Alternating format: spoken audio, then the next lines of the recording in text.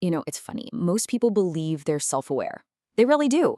But their results, their relationships, their reactions, they often tell a completely different story. So today, we're going to dive into the architecture of self-awareness. We'll explore why it's so incredibly rare and what really separates the few who actually build it.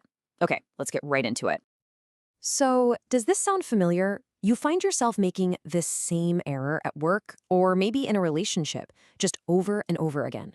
You tell yourself, okay, that's the last time, but somehow it never is. Or how about this one? That one argument that just keeps coming up with a loved one or a coworker. It's like the script is always the same. Just the day is different.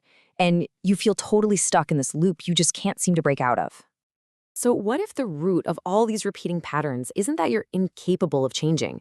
What if it's just that you're completely unaware of the underlying system that's running the show? This is the absolute core of what we're talking about today. Now, here's the thing that trips everybody up. We assume that we automatically get more self-aware as we get older or gain experience or get smarter. But the truth is, that's just not how it works. Self-awareness is a skill. And just like any other skill, you have to intentionally build it. So what even is it then? Well, try to think of self-awareness less like a feeling and more like an active system. It's the architecture you build in your life to deliberately observe your own patterns, your thoughts, your emotions, your behaviors. It's kind of like becoming a scientist of yourself. Okay, so if it's a system we can build, why do so few people actually have it? Well, it turns out there are these hidden forces that are constantly working against us.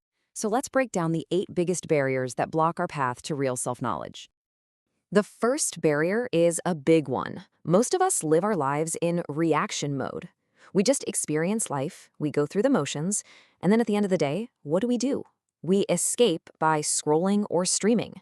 We never actually shift into reflection mode to examine what happened, and this is the important part, why it happened. And without that structured review, our behaviors just keep repeating on autopilot. All right, barrier number 2 is constant distraction. I mean, our world is literally designed to prevent the silence and stillness you need for self-observation. A lot of people stay busy not because they're being productive, but because they're trying to avoid the discomfort of actually facing themselves. Now let's talk about a really powerful internal barrier, ego protection. See, our brains are hardwired to protect our identity before they'll accept a difficult truth.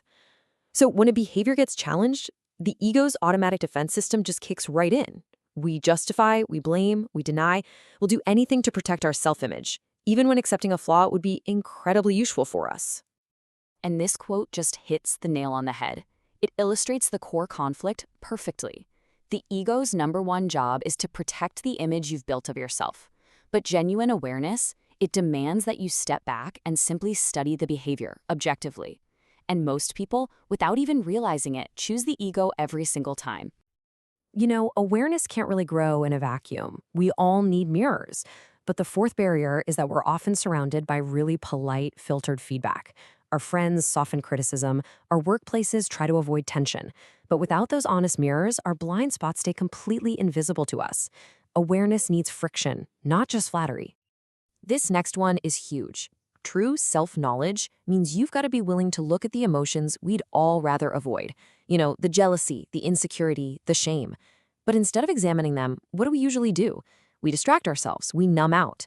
If you're consistently refusing to look at your own discomfort, you are actively refusing self-knowledge. This brings us to a really crucial difference. The difference between thinking about yourself and observing yourself. Thinking is basically just storytelling. It sounds like, that's just my personality. It's a label. But observing, that's measurement. That sounds like, I notice that when I receive criticism, my immediate reaction is to shut down. See the difference? One creates a story, the other creates data.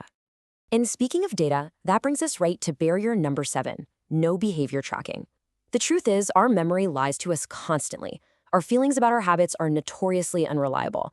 You might feel like you're disciplined to say 80% of the time, but when you actually track the data, you might be shocked to find it's closer to 35%. Tracking is what exposes that gap between how we see ourselves and how we actually are. So, the final barrier is what we can call identity rigidity. The moment you apply a fixed label to yourself like, I'm just an emotional person, or I am bad at discipline. You kill all curiosity.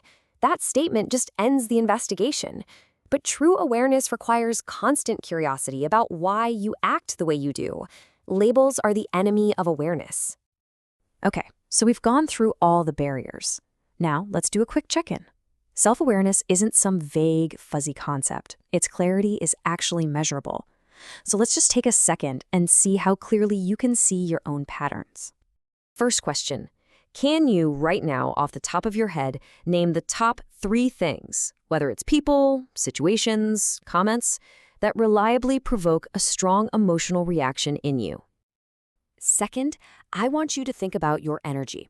What specific situations or types of interactions consistently leave you feeling completely and totally drained? Question 3, if you had to really pinpoint one specific recurring behavior of yours, maybe it's procrastination or people-pleasing or perfectionism, what would you say causes most of your mistakes? And now, let's zoom out a little bit and look at setbacks. When things just don't go your way, is there a common pattern or a theme that seems to repeat itself across different failures? And finally, think back to what we said about mirrors.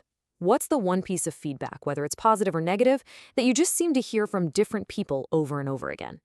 Now, if these questions were hard to answer, that's totally okay. It's just a sign that your awareness system is maybe still under construction. Which brings us right to our final section. We've diagnosed the problem, now let's talk about the solution. How do you actually build the architecture of awareness? Well, it all comes down to installing a few key systems in your life. See, self-aware people don't just hope for insight. They build systems to generate it. This could be something as simple as a 5-minute journal at the end of the day asking what happened and why. Or maybe a structured weekly review to spot bigger patterns in your energy and your mistakes. It means actively asking a trusted colleague for honest feedback instead of just waiting for it. It means tracking a key behavior, like how you spend your first hour of the day, so you have real data instead of just feelings. Each one of these is a tool to build that architecture. Just remember, awareness isn't found, it's built. And this right here, this is the ultimate payoff. This is why all of this matters so much. Most people try to change their results without ever really studying their own behavior. But the most effective people, they do the exact opposite. They study their behavior first so they can change it with precision. Because when you can see your own patterns with total clarity, that's when you finally gain the power to change them deliberately. And that, right there, is the true foundation of growth.